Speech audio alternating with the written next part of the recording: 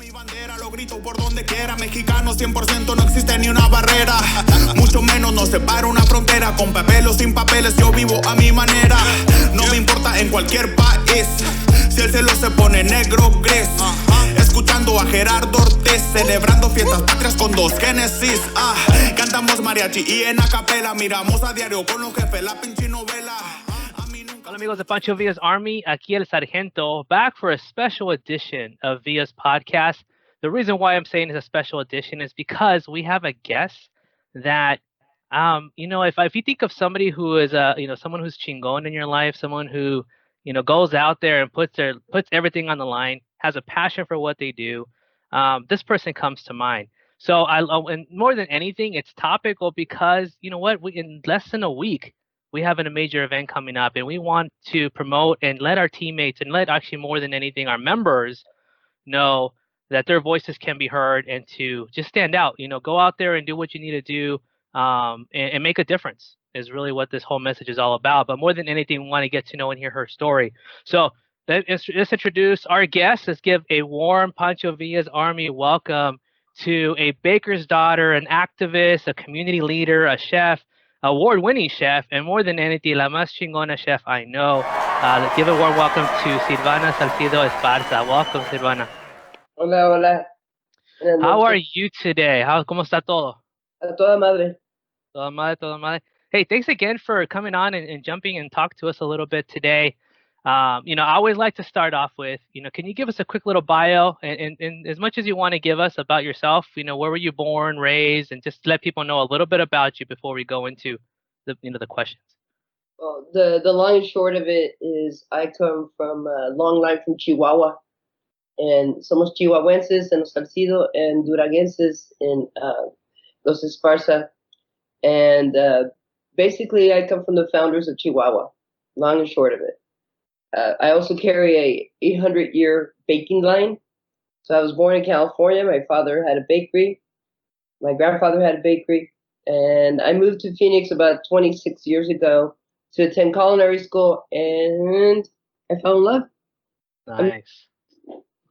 I became of the desert. Yeah, not many people can say that. Let me be honest with me here. How old were how old were you when you first came? What was your age approximately? I turned 35 here, and I was like, oh manches, really? Because it had all the info. You know what it reminded me of? Yeah. One of those movies like The Day After the Holocaust or something. Like I went downtown, no había ni un carro, no había gente, there was nobody there, and I could have I don't know, Donald Trump shot somebody down the street, nobody cared. Yeah. Here. Not like it is now, but yeah. It was like the true Wild West, right? It's just like you just came to a whole different planet, it seemed like, right? Brand new homes for under 100,000. What was that? Yeah. And I'm glad you said that because I was the same as you. When I came, my parents brought me over to Arizona from California, and I was 16, and I was like, what the hell did they bring me to, man? We came in, I don't even remember what kind of, it was a van. It was some kind of van, a beater. No AC. We moved into a place that had swamp cooler. I mean, I thought, who lives in this, And you grow to love it though, right? Silvana, over the years, it just becomes home. I swear to myself, as soon as I'm old enough and I'm out of the house, I'm moving back to California, up afuera, right? I never left, And I think a lot of people can relate on that for us, right? You become part of the desert. You learn to enjoy the sports teams here. I mean, the Arizona Cardinals. I think Buddy Ryan was still the coach. Nobody even went to the games. It was, unless they're playing Dallas or the Raiders or something like that. And then it was filled with raza. Other than that, it was just like the two fans, and that's it. And when you think, it's funny you said that. When you think of raza, right? It is the Dallas, it is the Raiders, right? I mean, these are the teams that like the raza connected with because of most of the LA or the California connection. So, and we bring it too. I remember those stadiums, man. We were in Sun Devil Stadium. It was hot as hell, and we were always outnumbered. I mean, it always seemed like it was just we were always the away team, even though we're playing from home. It's crazy. I actually worked at that stadium I worked at ASU for 5 years, and I was at that stadium. I was the head chef at ASU. So I fed the players. I played the I fed the ASU players for their training camp, and I also fed the NFL. So it was a very unique situation. Not many chefs can say that they did uh, collegiate and professional football all at the same season. That's awesome. Every weekend we had a game. It was horrendous. And those athletes can eat, I imagine. Like, tell me a typical menu for them. What do you feed athletes like that of that caliber? About 10 plates each. They They just pile it on the pasta and the potatoes, and a lot of them are these kids that come from back east. Mm-hmm. You know, so they want their grits and they want catfish and they want a lot of southern food. Yep. So my menus were always the training tables, the TTs were always interesting because I try to give them a balance. I imagine now that was in the 90s. I imagine now I would be doing a lot of vegan and keto. Yeah. Back then it was grub. The athlete, yeah, you know what? You made a good point. The athletes have evolved over the years. I can just imagine the dietary restrictions. So back then, don't even valía madre, ¿verdad? Give me whatever. I just want to eat. Their necks were about this big. Some of those ball players, you know. So the sin cuellos, they have no neck, huh? So that's awesome. So you started at ASU. I imagine you probably got a lot of experience there. Probably a lot of cooking experience, and you know all kinds. Sounds like all kinds of menus, right? All kinds of different kinds of food that you cook for them.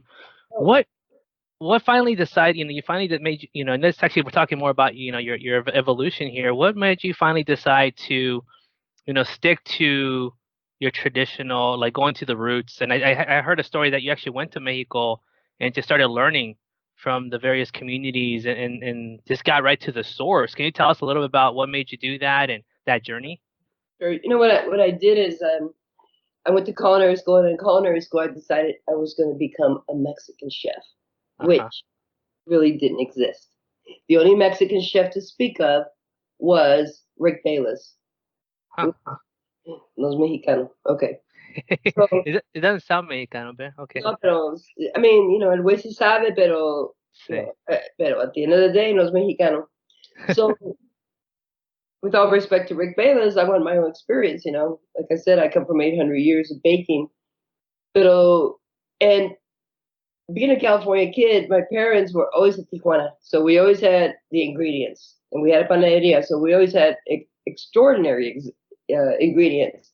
Yeah. And my parents were well traveled, but only traveled Mexico. I used to beg them, go to Europe. Make me, or, you know, like, ay, pobrecita, let's take her to Spain. But they wouldn't go. Only Mexico. And at the end of the day, I was eating Oaxacan food. I was eating chinicuiles and things from the sur that norteños don't eat. Mm-hmm. And likewise, we had a very well blended and rounded menu. So I grew up with that cuisine. So my goal was to become a Mexican chef, but con el dinero baila el perro, right? Yeah. So I ended up getting 5 years of experience at ASU, and I did everything well-rounded. But when I got to Mexico, I was 40. I took my 401k before 9/11. The year before 9/11, I went to Mexico, 2000, 2001. And I took my 401k, and I backpacked through the country. At first, I had a scholarship, so I was prepared to get to a scholarship. But when I got to that scholarship, I had already traveled quite a bit. And I started getting seasoned. And like we say, picadita, me piqué. I wanted more, right? Yeah. And I got to Oaxaca, and it turned out to be that the chef really wasn't what I expected. So I left that commitment and just even hit it harder. The more remote, the better the food. The more less safe I played it, the better the food, the better the experience. I got off the buses that were the lujo that take you to the main cities, and I started traveling in the B and C, right, in the chicken bus, you know, with chickens and indigenous people that didn't speak any Spanish, and going to pueblitos called Sinsunsan. And you know what's really cool is that a lot of these places, the language is the native indigenous of the region, not even Nahuatl or Otomi or Zapoteca. I mean, we're talking about Triqui, things I hadn't even heard of. Yeah. So there's no way in the world that I'm going to be able to catch up to any of the languages that I'm hitting. So I just spoke Spanish, and a lot of them didn't even speak Spanish. So that's how deep it is in Mexico, and the food is still there. It's still protected, even from globalization. So it's really Wow. cool. Currently, the Mexican government in the last 5 years has started protecting the ancestral style of cooking, las cocineras ancestrales, right? Because they noticed that ni el nixtamal is being used anymore, right? They're all using maseca for the tortillas, and they noticed that the grinding of the metate is not being used anymore. So the government actually is making an effort to protect the ancestral style of cooking, which That's is awesome. yeah. Well, that's I mean that's iconic, right? Around the world, I mean, there's countries and nations that are just. I think that's one. We have a lot of amazing things in Mexico and traditions and things, but I think at the top has got to be our food, right? I mean, by far, I think we have the best food in the world, right? And if you, we can't lose that identity. And we And can't argue, yeah. and you're totally right. We can't lose that identity. But why do we lose it in the United States? And what the hell are you drinking that looks good? Me my own paloma. Yeah. Oh man, I need my own agua. Para ver salir, me he palomeado. Go get your tequila. I'll wait for you. I'm good. I So, did it. I did it in in honor of my guest. I'm like, you know what? She's she has her tequila, mezcal, all that stuff that she probably just I actually respect the nectar very well. It's meant to be enjoyed, not to be abused. So Yes. I respect it very much. I drink very little, but when I do, Oh, you enjoy it. I enjoy it. Oh my goodness. And I think the best way, and this is even with food, right? Food and drinks is the best is just with a friend, with even a stranger, and just having a conversation. I think that combination right there and hearing a story, it just reminds us of, being a kid again with the abuelito just sitting there, hey, come here, let me tell you about your ancestors or about the story about La Llorona or whatever, right? And we remember those things. You know, you bring that up, and going back to what you were saying, protecting our culture, right? That is part of our culture. Hmm. The abuelito telling you the stories, that's part of your culture, right? I had an Yeah. abuelita that told me those stories too. I carry those. In fact, I'm writing a book Nice. based on it's a historical novel based on las historias de mi abuelita. Because then I started doing research, and I found that they were true. No way. Homages, really. So I am putting everything together and writing a novel. Now, when you said you were surprised that they were true, did they seem a little far off to you? That you were kind of like, all right, whatever. Well, is that kind of what you thought, and you realized, oh crap. Yeah, so my grandmother would talk about La Casa Grande. La Casa Grande, where her and her husband were the caretakers when they first got married. Three kids were raised and born there. I used to say, okay, La Casa Grande, and then she confused it and called it La Casa de Cananea. And then I hear La Ferrería, and I wait, La Casa de Cananea, isn't that la Cárcel de Cananea? So I'm putting all these things together.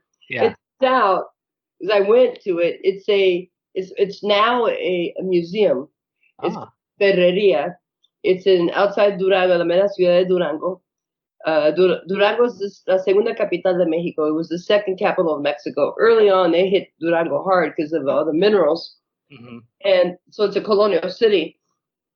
And there is a mansion, una hacienda, where in fact they were the caretakers. And in fact, I spoke to the caretaker. We're talking about generations later. Yeah. And the ghost stories, el viejito con el bastón and the chains, they were all true. Oh, true. Wow. But I saw this. It was a mansion. It's a colonial mansion with European tapestries and colonial furniture there. And I was just, the guy let me in. I couldn't believe it. So my grandma was not lying about the cucuy. So he was in La Casa Grande the whole time. Who would have thought, right? Real That is crazy, Silva. You know what? I think hearing stories like that just inspire me. I imagine it's gonna inspire others to just go like, to have you taken the time to go and like go and explore and go visit, your homeland and these places that find those connections. You just telling that right now, it just kind of blew through. I just picture you guys doing a documentary, walking and getting talking to people, and, doing all this stuff. It's just amazing. I want to do that because my mom has told me many stories of like brujas and how they like would suck kids' blood at nights and all this stuff, and tecolotes. That means like someone's. It's crazy these stories, and I'm just like, man. I mean, dude, COVID, get out of here so I can go visit and go explore. I want to go backpacking. Well, I was actually supposed to go to where that hacienda that I'm talking about is unreachable. It's in la Sierra Tarahumara del Sur Occidental. And basically it's drug cartel, very remote, Yeah. hard to get to. And I can't find an ecotourist to take. Nobody will take me. They're like, no, señora, no le conviene ir. It's not worth it. So what I was going to do, I was going to go to La Sierra Tarahumara, take a chepe, and then backpack my way into that hacienda through Parral and come back through the backside. And Wow. if I had to hire a driver and a couple of guards, I was going to do it because I have to go. Heck yeah. Oh my goodness. Heck yeah, you definitely. I mean, yeah, I mean, I definitely want to, if you do something, I want you to put, I'm pretty sure you'll post something about it or Sure. spread the word, but I definitely I want to know about it. Well, like I backpacked all of Mexico. I went to many haciendas like La Ferreria, Yeah. but I skipped that area because I already knew it. I already had been there, but it wasn't the same. Now that I'm writing a book, and I went, no manches, ¿por qué no fui? Right? So I want to go back to that hacienda. So my grandmother, who didn't know how to read or write, who came from Las Adelitas, who had Nice. that northern Mexico experience durante la Revolución, was so poor that she was barefoot most of her life. She had a hard time wearing shoes. That woman lived in two haciendas. She was born in one. Of course, there were the poor people that kept up the hacienda. Yeah. But it's like saying, in the United States, indentured servitude in a plantation, because that's what family were, generational. But I'm going to take it all back to that food we were talking about. Yeah. And honoring your culture. Representation matters. When you see un Mexicano like Carlos Salcido, primo, playing in Europe, don't you go, yeah, eso, Oh yeah. hey, gole, whatever, right? You do all that. Te sube la sangre, te pones todo emocionado. When you see a Mexican playing for the Dodgers in the World Series, Yeah. right, what do you say? No uno, pero dos. Wow. Yeah. Okay. It's all pride. So when you see a Mexican chef representing Mexican food, what do? You go, eso. Because they don't exist, right? Not in the generations before us. They don't exist. Yeah. They actually did. They just didn't have a voice big enough. Why? Because it wasn't given to them. Yeah. Because they want our culture, but they don't want our people. Yeah. They want tacos, pero no nos quieren a nosotros. Quieren el saborcito y la cultura. They love our chiltepín, but they don't love the sonorenses que vienen con ello. The ones that they want our strawberries from California, but they don't want to call it farm to table when it comes to the señoras picking it. They only call it farm to table when it's local and it's somebody named Maya. With the man bun. Yeah, totally. Yeah, I know. I hear you. And again, it's crazy that you said that. And I also think about our movies too. We have such a representation in the movies, actores and directors, and it's a hot commodity in the beginning, and then it kind of fades away, and they go, "Thank you, appreciate that. Let's just move on," right? So much, man. So much. You make a good point. And let's go back to really quick. I mean, so much you just talked about that I would like to unpack here, but what you just said, of course, just struck a chord with us and my family here in Pancho Villa's Army is Carlos Salcido. So he's a primo of yours. Can you tell us a little bit about that? Well, the Salcidos, first of all, is not a name. It's a town in northern region of the Basque region of Spain. So it's not a Salcido or Esparza. They're we're actually Martinez de Salcido, which is not a known fact out there. So if you're Salcido or descendant of Salcido, it is Martinez way. So our Pampas ancestor changed it. When he got here, he was, I forget his first name, like let's say Jose Martinez de Salcido, because he's from Salcido. Martinez is as common as it gets. That's interesting. So he named his first Mexican-born son Martin de Salcido. See how he cheated? Yeah. He used his last name and turned it into a first name. And then after that, we were de Salcido until somebody dropped it, and then somebody picked it up. I have the whole history. but and we married very well. The Salcidos the Salcidos ended up in New Mexico, so we have a branch there, and then and the name changed, but there's still the DNA is there, and some of them took a left on that Kings Highway and ended up in Sonora, and from the Sonora branch comes Carlos Salcido, and from that branch also comes all the Salcidos in the Phoenix area. So it's a migration, you know. It's so cool. It's so cool to follow the patterns or follow the migration, right? And I mean, we're not surprised. We know our families are big, right? I mean, if you're a Mexican family, you have lines and lineages of all across, and you know, it's just big families all across the country, the globe. I mean, we're everywhere. You know, we're related to Moctezuma, a lot of us. I have the lineage. He's my 14th ancestor through the royal line, but quite frankly, he was very prolific with his pipi, because you can fill up Argentina and the United States with his descendants. That's how prolific he was. See, I didn't know that. Argentinians are always, if you know, I met a lot of Argentinians, and they're very prideful, and they're saying that we're very European, right? They kind of think that they're the European of South America. Yeah, that's because they are. That's because you're only as your ¿cómo se dice? California is bien mexicano, no? Because we continue to arrive. Yeah. We never stop arriving. You know? First it was the norteños, luego los michoacanos, le siguen. Now it's Oaxaca, right? Ya no hay más. Okay, so it's the same thing with Argentina. Argentina was the Spaniards, y no ha parado, you know, and very importantly was the Italians. So there's a large, even now, fresh migration of your cousins from Italy coming to Argentina. Just like we have a fresh migration of your cousins from Mexico coming to California. Yeah, and talk about another, like, you know, we won't cover this, you know, but we can go in the weeds, right? When it comes to various cuisines, like Argentina has a lot of those fusions, right? Of what you just said, Italian and so many other European, and when they created their own style, but they have a lot of those nodes or a lot of those backstories, which is, I mean, we can go on. It's amazing what food is. Yeah, go ahead. Okay, it's amazing. But absolutely no one has been able to retain the indigenous roots like Mexico. That's true. Nuestra cultura has absorbed, all right, not become.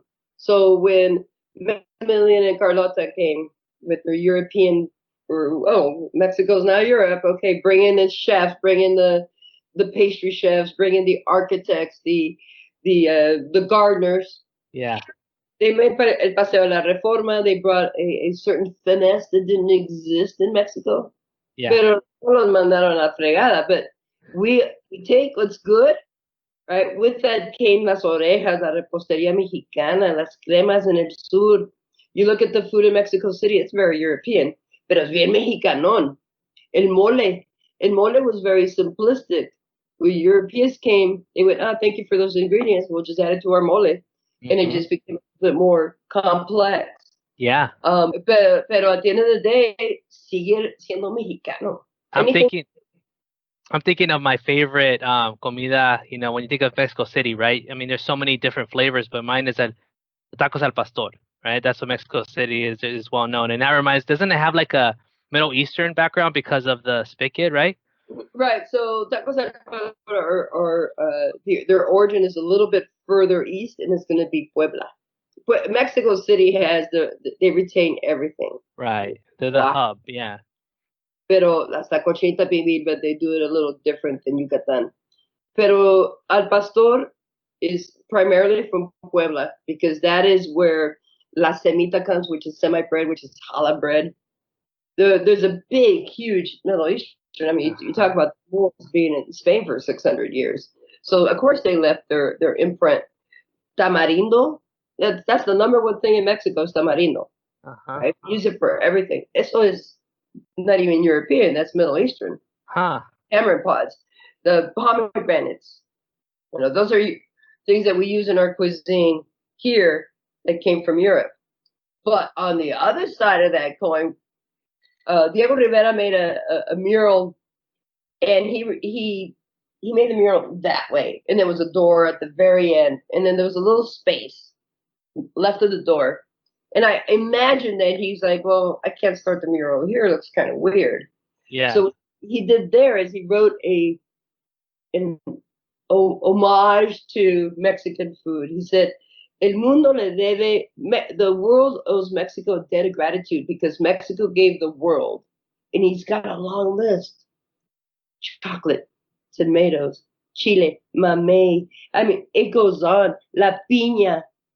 So I stop and think, and I think about any kind of Thai food, Asian food. Well, how would it be without the chili? What would Italian food be without the tomato? When you think tomato, you equate it with Italians. Right. When you think of Europe and the chocolates, right? Belgium and Swiss, yeah. You think of Hawaii, you think pineapples. All that comes from Mexico. Avocado, the California avocado industry. No manches, that's all puro Mexicano. Michoacán. Puro Michoacán. They even have the tree still, with an homage to it. So the problem is nobody recognizes it, right? If we all walked around and saying, yeah, but that's Mexican in origin, then maybe we would get the respect. I want to know why every other culture has been respected in the United States, right? Yeah. Everything's been, you go to a Chinese restaurant, Chinese out there, right? You go to Thai food, you go to a French restaurant. For the most part, every other culture has been respected. If there's an American chef making French food, that guy has spent years traveling Europe and knowing his craft. He has worked in the best restaurants. But some Joe named Jack goes and opens up a Mexican restaurant and serves yellow cheese on that shit and calls it authentic Mexican grill. And that's okay. Nobody bitches about that. See, there's a lot of I would call those. I mean, what would you say? Call them imposters or call them just vulture? Yeah, just riding the wave, right? Just kind of going, yeah, I'm just gonna go ahead and put some cheese on it, put a tortilla, and we're gonna make something out of this, right? But so people say, "Shut up and cook, chef." There's no politics in food. I just told you about politics in food. I'm gonna tell you more. How about the mistreatment? The people who toil and prepare the fields, or simply plant the seed, or pick your strawberries and pick those avocados. ¿Quién son? Son raza. Son raza. And they're the marginalized. They're the ones that people talk about farm to table. That's your real farm to table. And we can't look the other way and pretend it's not happening. Yeah. We need that raza. We need to applaud them. We need to respect them. We need to get them better treatment. And the same thing happens to the kitchen staff. You have a raza cooking in any restaurant. Go to any restaurant, you'll see raza cooking in the back. And in the front, it's the American speakers, whether the color is better, you can pass as an American. And you're counting your money in front of minimum wage people going, oh, that bitch only left me 20%. And they couldn't even pronounce the menu, or couldn't even give them a background of what's the ingredients in this or nothing. They just don't even know. No, and they go back and go, ándale, Jose. Where's my I need a tip. I need my tip. Yeah. And at the end of the day, so COVID has been a beautiful thing. It has kind of put a magnifying glass on what we just talked about discrimination, institutional discrimination, racism, cronyism. What we already knew is now being felt by others. Like other people other than brown people are having to work 2-3 jobs. Yeah, it's been amplified, right? And I agree with you. I think a lot of times people see this as a curse or something bad, but honestly, it's one of those things that it's just bringing things to life, right? It's bringing a lot of problems we've had for years, and a lot of us have known about it, but now just everybody's starting to see it, and you're like, it's been here, like, this is nothing new. But thank you for seeing this. And I want to transition into now, right? I mean, you came back, you opened up your restaurant, Barrio Cafe, on 16th Street, and it's one of the most iconic locations and sites in the valley. You've embraced what you've learned. You made it your own, right? It's your food, right? You've taken everything and you just have make it your unique staple. You've done a lot, and the question I have for you, I know that with COVID hitting, it's affected, it's affected a lot of folks, including yourself, right? A lot of people were affected. Nobody's kind of like did not have it affect them some way or another. Just want to ask you, how are things going with you? How are things going with your restaurant? Where are you at right now? What's going on current state? I hike about 10 miles a day. That's my current state. Working on your health. Yeah, there you go. So this is where I'm at. I turned 60 in July, right? At the height of COVID, when people were dying left and right. And I had to open my restaurant. So back up, when COVID hit, I was like, oh no. Cruz, que se vaya el diablo y venga Jesús. This stuff is way out of my expertise field. ¿Qué fregados es esto, right? So we closed down. And I closed down and opened up a community kitchen. And that went on for a couple of months. Then I needed to start getting ready to open because that's what I was supposed to do. Mm-hmm. And I have to say it's been a hell of a ride. I didn't sign up for this for sure. Yeah. And I'm rolling for the punches. I closed down one restaurant. I think that tasting menus and fancy Mexican food was essential during COVID, and we're definitely not post-COVID. And post-COVID, who knows what is waiting for us? I don't want. I like to remain hopeful, Yeah. But I'm also a realist, and the reality is that we're probably gonna have another wave coming up, and I might have to close down again. And I don't know that the restaurant could survive. I'm down for 40-something employees to 10. The restaurant gets full. I'm not complaining about that, but I have a fraction of the tables, and it's just the flow is not the same. So I don't know. We'll have to wait. Yeah. Tacos en trompo al pastor. Well, that's the thing, right? It's like, open, be on the calle and start. No, I'm just kidding. Well, I'll be honest with you. All right? Yeah. Be very honest with you. Yeah. Mi zapato said, prefiero morir de pie que vivir de rodillas. Right? Exacto. Rather die on my feet than live my life on my knees. I agree. I spent all my money, and I got to a point where, here we are. It's July. COVID is sky high in Arizona. We're number 1 in the world. Yeah. I tried really hard. I'm frustrated with my own community. I see people out there without masks. Oh, yeah. And even now, they're started again. And, they're like my niece, los regañas y hacen caso. And then after a while, there they are again. Yeah, exactly. But at the end of the day, I thought, well, I could sell my real estate because, quite frankly, that's all I have at this point. So I thought, okay, I'll sell my real estate. My house alone, the equity is enough to hold me over for a few years in Mexico. And I have a house that's paid for. It's gorgeous. I thought, okay, that's my I'm out of here, my exit plan. Your final plan, yeah. Yeah, but then I realized that and I'll write my books, and in a couple of years I'll be very successful. I know that already. I already wrote a book. I'm in a book that sold out within 3 days. I sold out every copy I had. Nice. But I remembered that my motto, the way I live my life, is de pie, no de Mm-hmm. Entonces, a huevo, mijo, de pie voy a estar aquí until the place burns down, and Yes. and then I clean up the fucking thing, and if I have to rebuild it, I rebuild it. But no me voy, Yeah. I me, love that. me voy, no me voy. Me he peleado, and I'm not gonna give up. Yes. You know, when SB 1070 happened here, Uh-huh. again, it was like, pinche Arizona, it's easier to leave and go, back to Yeah. California. I would have been very successful. Me quedo, because all the good people were leaving. And then who's going to be left? Who's going to Yeah. fight a fight? And then guess what? Whoever they are, they win.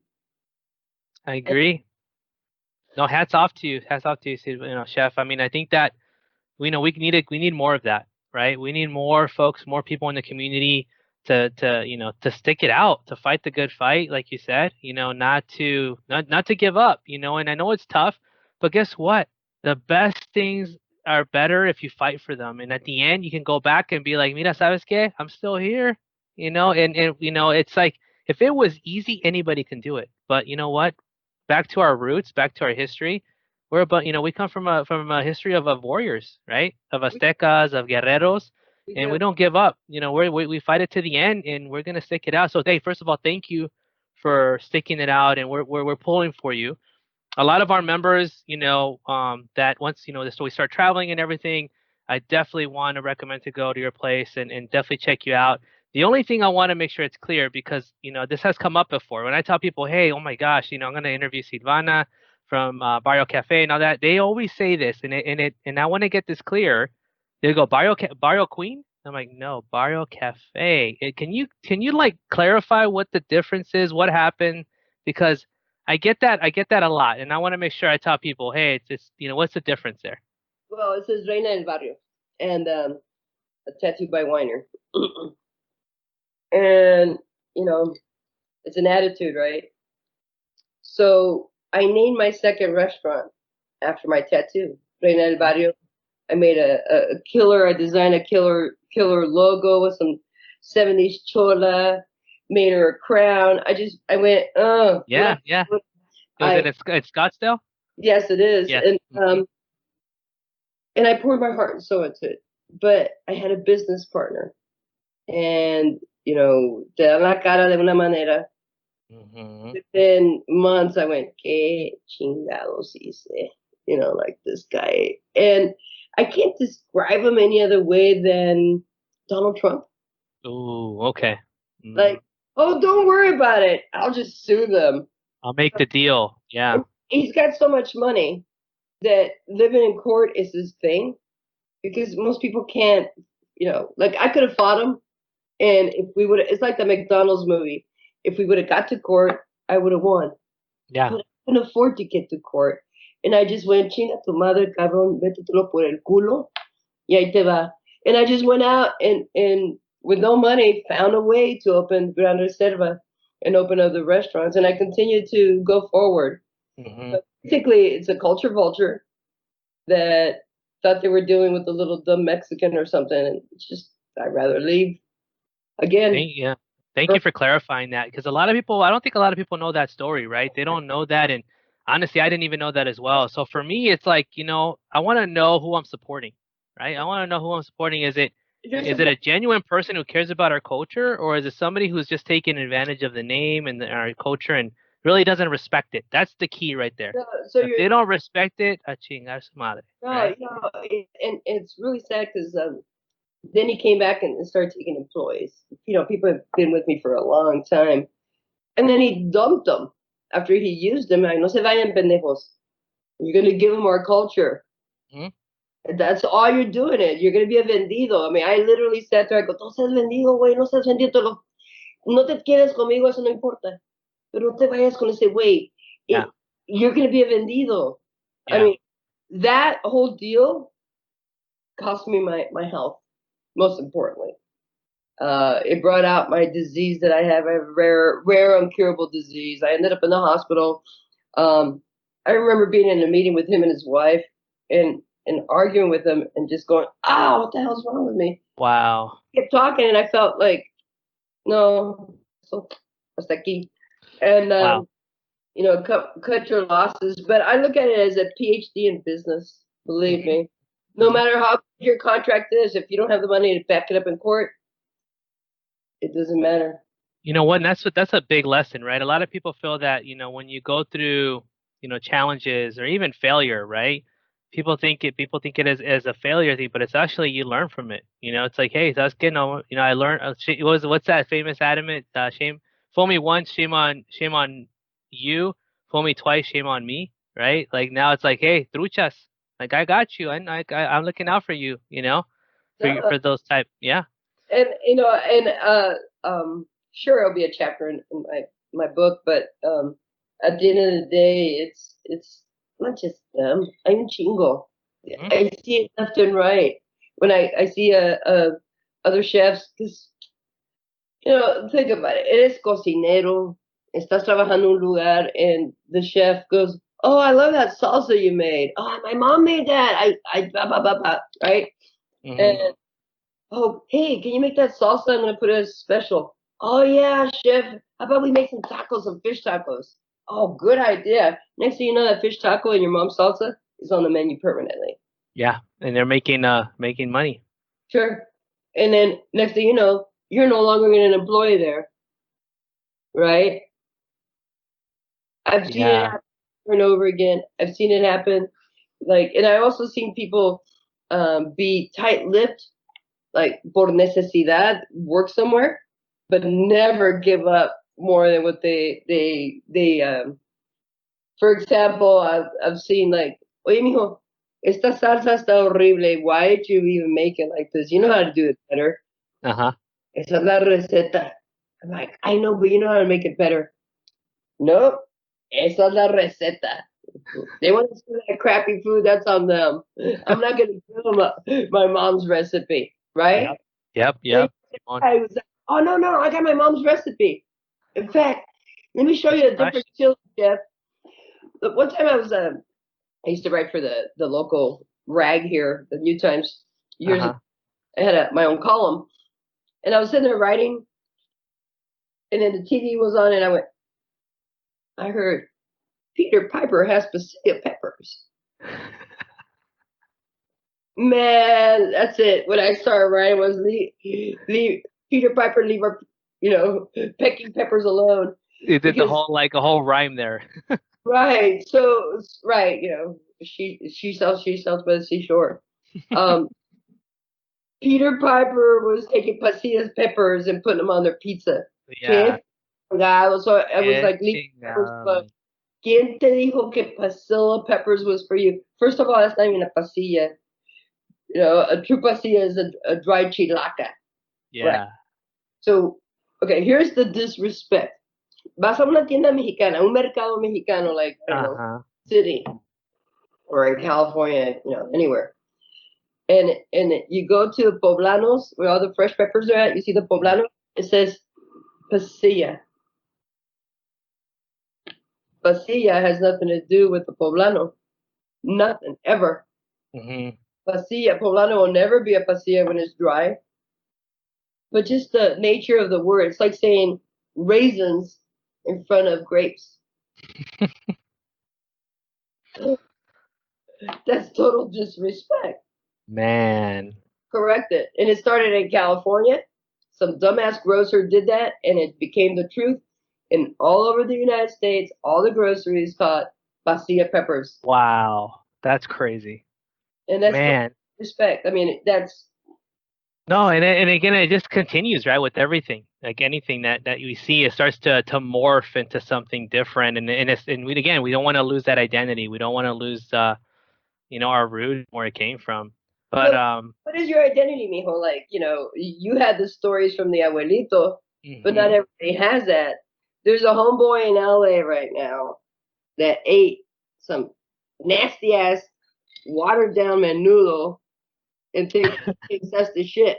Okay? In LA right now, this morning, for breakfast, there was the lowriders. I know because they post up on Facebook and I see it and I'm like, oh. because they're low They're riders. like, this is the way to cruda cruda, but they're Right. watered down. So it's You don't have the true shit, man. a burrito with red sauce and all kinds of yellow cheese on it and sour cream. And I'm like, bueno, no es oh, bomb ass food, para la cruda, and that's okay. That's your reality. Yeah, no, but you know what? It's time to just continue to spread the word and continue to tell those stories and finding those outlets. And I think interviews like this and the stories that you're sharing and you continue to spread out, it's just a way to keep it alive. But I think we can't stay afloat all the time, right? We got to finally just stop and just be like, hey, we got to own it and we got to just keep it. Don't try to what do you call it, sell out, I guess, right? Right. Well, look at that jersey you have behind you, right? Chingon, that Mexican jersey. That is Chingon, right? 20 years ago, nobody wore that in the streets. Well, nobody would get tattoos of it unless it was homies, right? So yeah. They're And now homies. you see a bunch of folks that are like, oh, that looks cool. I don't know what that means, but fuck, put it on me, right? You got gavachas with their beautiful white skin, and I love it. It's all beautiful. Any tattoo on it's gonna look like, ooh, it's on Gonna paper. pop. It's gonna pop. Colorful pop. And sugar skulls. No, what is that? A sugar skull? Coco? Why do you have it? Oh, because I like it. Not even a Mexican has that. That is like, Day of the Dead. You want to talk about Day of the Dead? Let's talk about really quick transition to the murals and how we met really quick, and then I'd love to talk about Joe because I see your thing back there, right? We have the elections coming up, so let's go transition to that real quick. But day to day will come up on that because a lot of your murals have some kind of representation. But when was this? Oh my gosh, time flies, Silvana. It's been over 3-4 years, I think. I don't know. It's been a while. The fact that you remembered me when I talked to you earlier, and you're like, hey, mijo, tell me a little bit about your organization. As soon as I even started bringing a little bit, you're like, oh, you're the folks that came down with that pretty boy. And I was like, yeah, you know what I'm talking about. So let me show you the images really quick. And of course, you already remember, but let me just refresh your memory. So several years ago, we brought this boy here. He's one of our good friends. My friend from high school. It's funny. We never really were friends in high schools, but we reconnected several years later. We found out we're in the same school, and we have a mutual connection, which is him.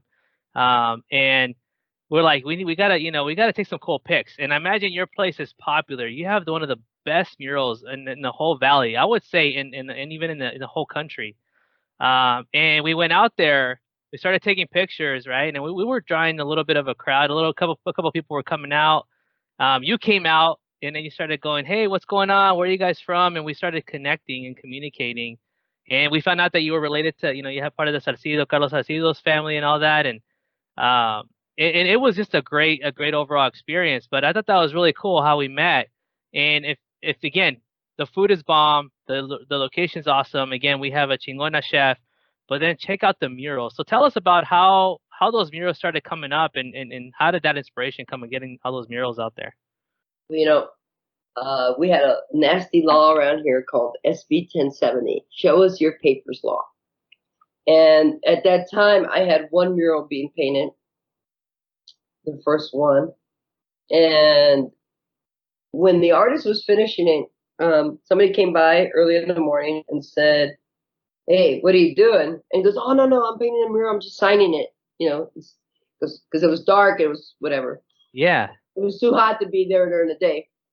And then he pulls out a gun and says, well, we don't want your type here painting on these walls in our street. Wow. So the artist actually moved to New Mexico because of the laws and all that. That was just like enough. And what I did was go, oh, really? What did I mean? That wall, that wall, that wall, that wall. Let's go. Who wants to paint murals? Yeah.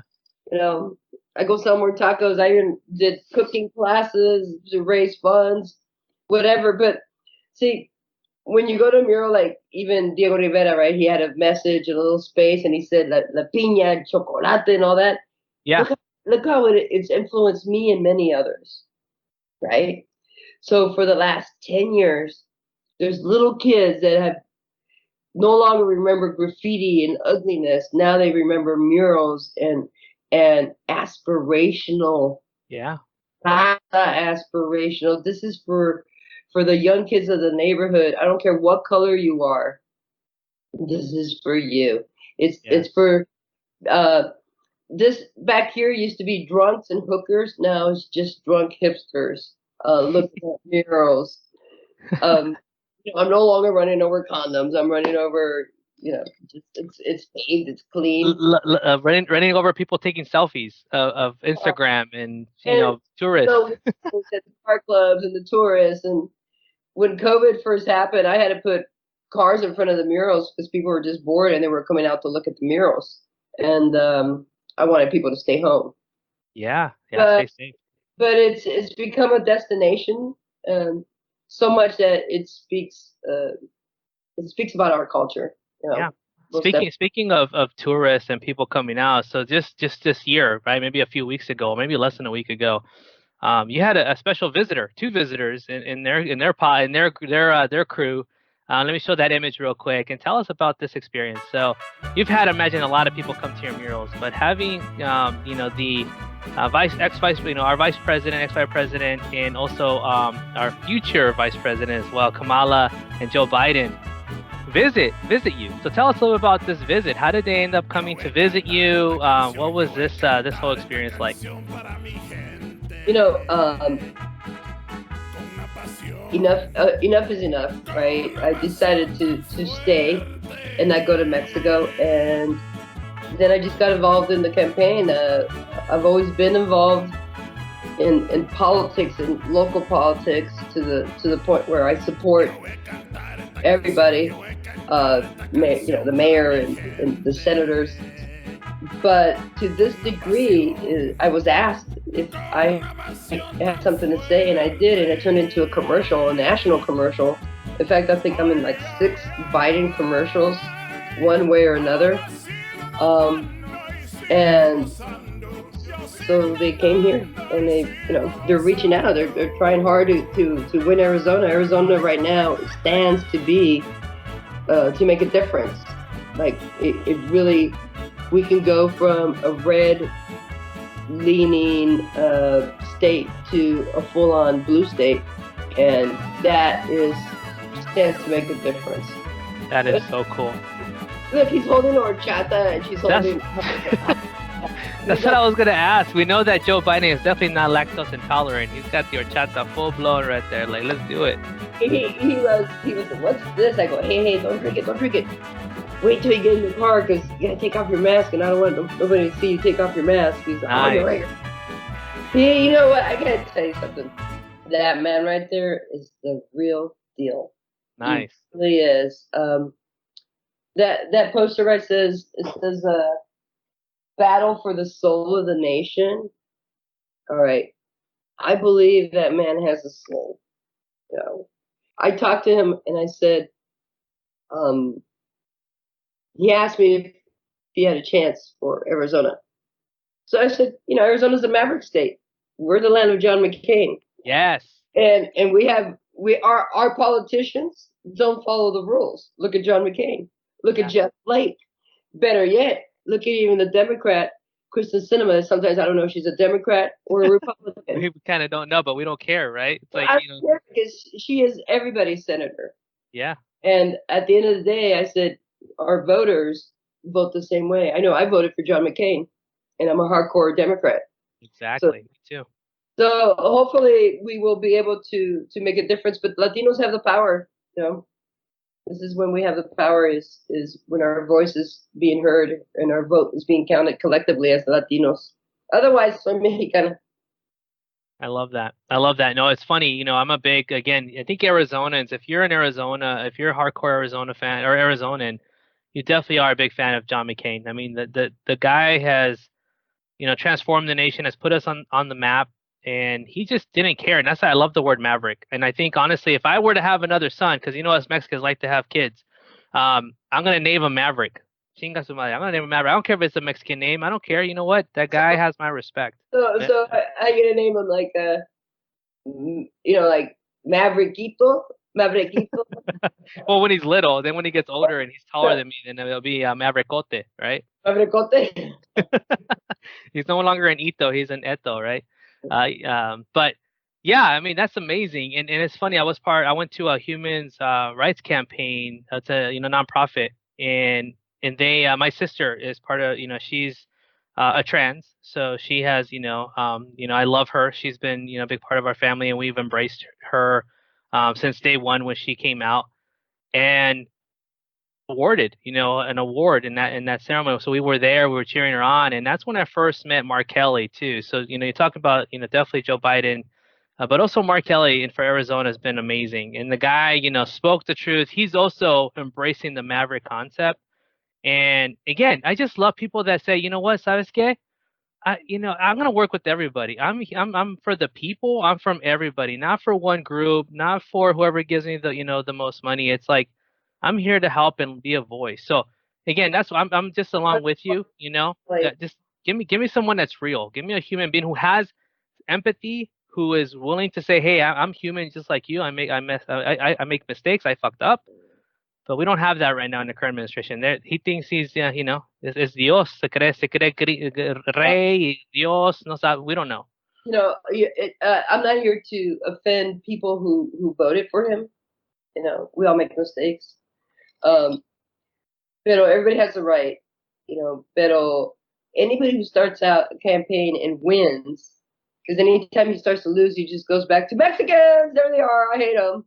But when he came that escalator and said, oh, Mexicans, that's it. It's on. Mm-hmm. The war is on. Yeah. You're going to scapegoat on us. Again, yellow cheese and red sauce, and we're the rapists of everything. Everything, yeah. But enjoy our food, cabrones, right? And how's your salad, your taco bowl, So you know what? I think this is a great transition, because again, it's all about being chingon. You have to be chingon. That's just embrace who you are. In that word, right? Silvana, what would you define chingon as? For our folks who don't know what chingon means, how would you define chingon or chingona?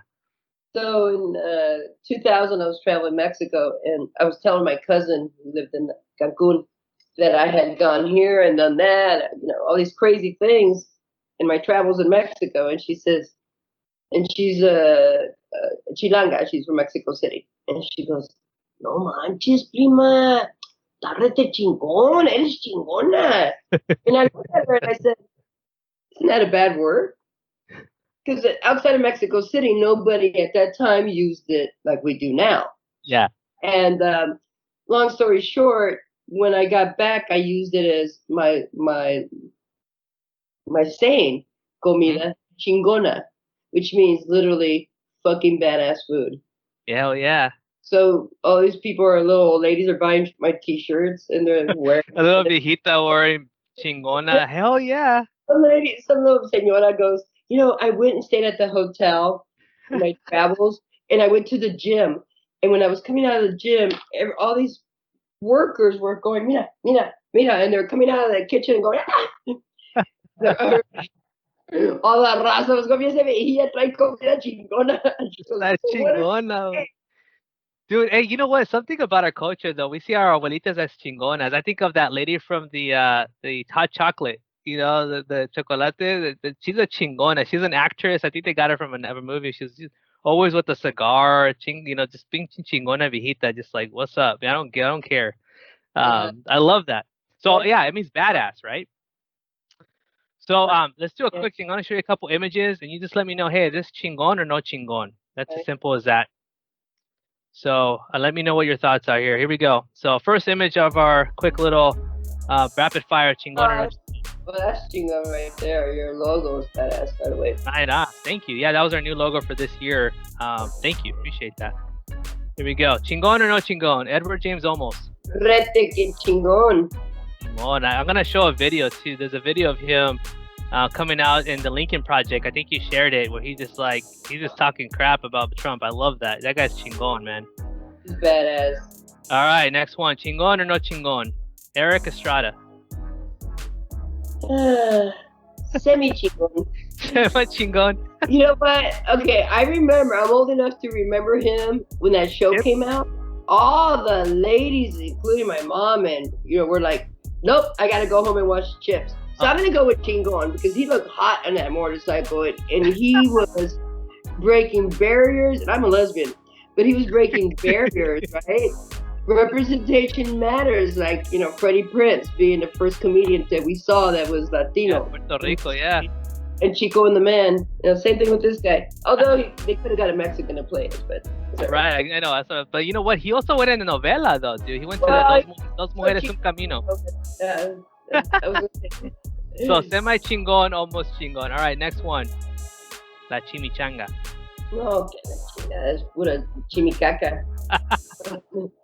So, that's a no chingon right there. So what is it about the chimichanga that's not Mexican? What the heck's going on there? Well, you know, we'll start with the yellow cheese and the gluten fortified sauce. And how about that Spanish rice right next to it? Oh, that looks like it's got out of a box or something. Right. So to be honest with you, that's a guilty pleasure, though. You know, once every 10 years. Like they do them in LA, though. They do them right with the big old thing of sour cream and guacamole. Yeah, but when it's just done, you know, it's just done, you know, sloppy and just kind of thrown in there, like, get out of here, right? Well, I mean, like I said, it's a guilty pleasure. I'm not going to insult people. You know, some people go, oh, esa vieja está loca. That's Mexican. You know, I use the chimichanga as an example to get women to talk to me in Mexico. Really? In los Estados Unidos, not I mean women like, let's go out. I mean, señoras. Like, in Estados Unidos, doña, they serve this food, and I would describe the chimichanga, and they would say, "Qué asco, qué es esto?" I go, exactly. That's why you gotta talk to me so I can go back and educate people. Nice.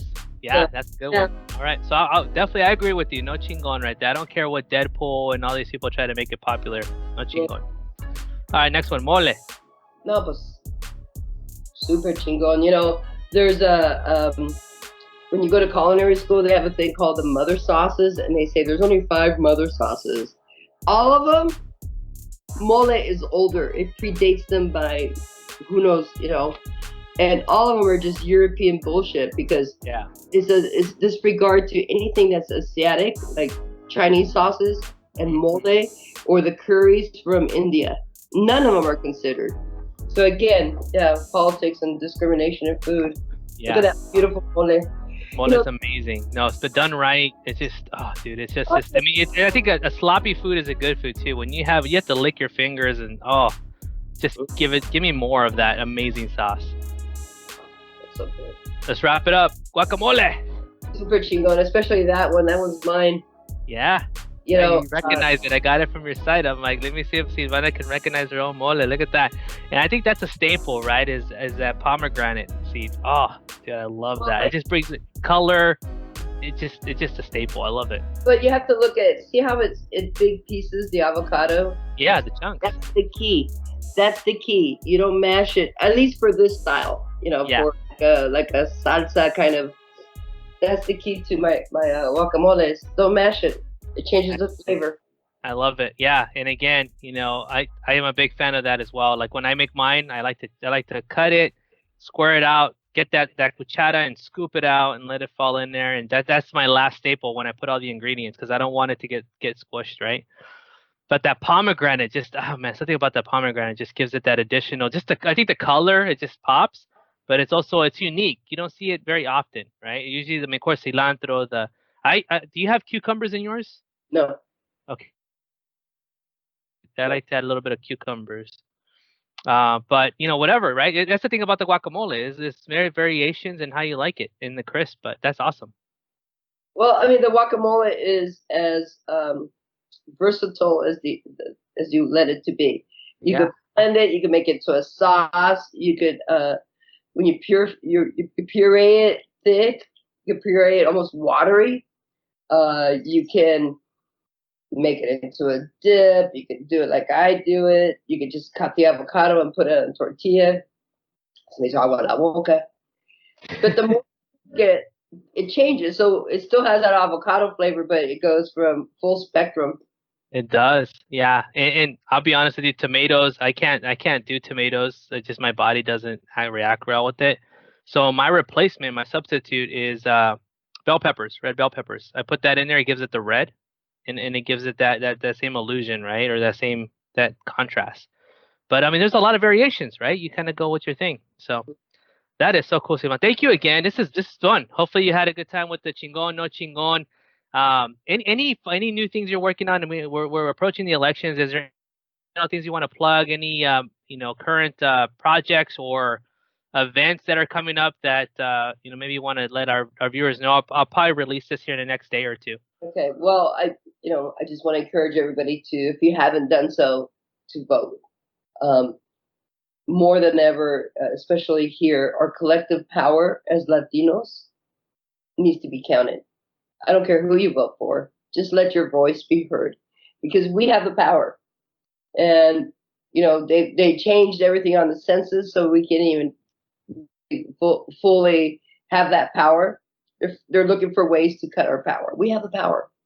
So honor your culture, respect the culture of others, and go to small independent restaurants.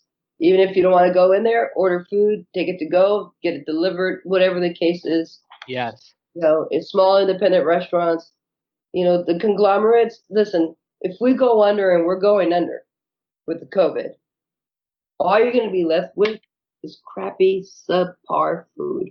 You want those chimichangas forever? It's up to you, Wade. Yeah. It is. Yeah. That's a great mic. Yeah. You want that chimichangas, or you want some like genuine off, from the motherlands, wherever motherland that is. Like don't let that go. Let that die away from us. And you know what? Again, what you said, COVID, it's here right now. It's temporary, but it's making us, evolve as a humanity, as a people. It's bringing shit to life. And it's our time and our moment to finally say, hey, are we going to continue living the life that we used to that sucked and was crappy and people were full of hate? Or are we going to flip the script and say, ¿sabes qué? No más. I'm a chingon, I'm a chingona. I'm going to step up for what is right. And I have a voice, like you said, vote. Because after what, November 3rd, after whenever the votes are counted and it's official, if you're complaining and saying, oh, chinga su madre, and you know what, did you vote? If you didn't, cállate la boca, por favor, because you didn't do shit. So you know what? I don't want to hear you. You need to vote. If you vote, then you have you can say whatever you want, but you have to make that difference. If you vote for the other side, for, I can hear, se me hace chicharrón la boca, la lengua, if I say, pero it doesn't matter. Just exercise your right to vote, and don't be a damn hater. Why are we such haters, Yeah. Let's lift each other instead of critiquing everybody and breaking them down with our words. That's why we have chimichangas and we're misrepresented in the United States, because we're busy fighting among each other instead of uniting and correcting the wrongs. Yeah. We're a broad spectrum here. Muchos no hablamos español. Many of us we're not raised thick in that culture like we were. They're still our people. They're still our people, and we can't. Some live in Texas and they talk funny. They're still my cousins, They're still my cousins. So we have to love everybody and respect each other. Yep, I can say it better, Silvana. So thank you again for this time. It was it was fun. Honestly, I felt like we were at a bar, drinking some mezcal, some tequila, drinking some, eating some good food and having a discussion, and talking, being real, right? Talking about real truth. So thank you again. Our family here at Pancho Villa's Armies, thank you again for everything you're doing. We're pulling for you.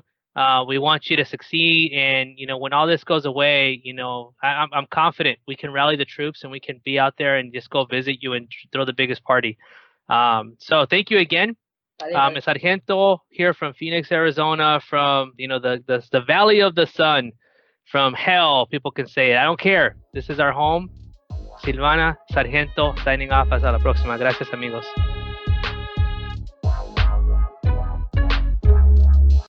Mi bandera lo grito por donde quiera. Mexicano 100%, no existe ni una barrera.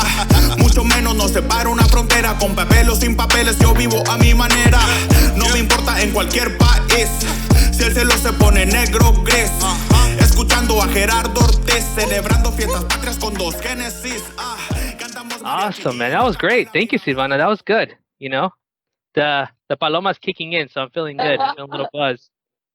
All right. All right. I forgot to tell you really quick. Our coronel, one of the second in command here at PVA, he asked, "Is that 64 Impala yours that you Yeah. had in one of your videos?" You have quite a few though, right? No, I have a 65 now. But yeah, it 65. was. But now I got a 65 convertible. Okay. And Yeah, he asked if that was yours. He's like, dude, that's chingon. He said, so very appropriate. yeah.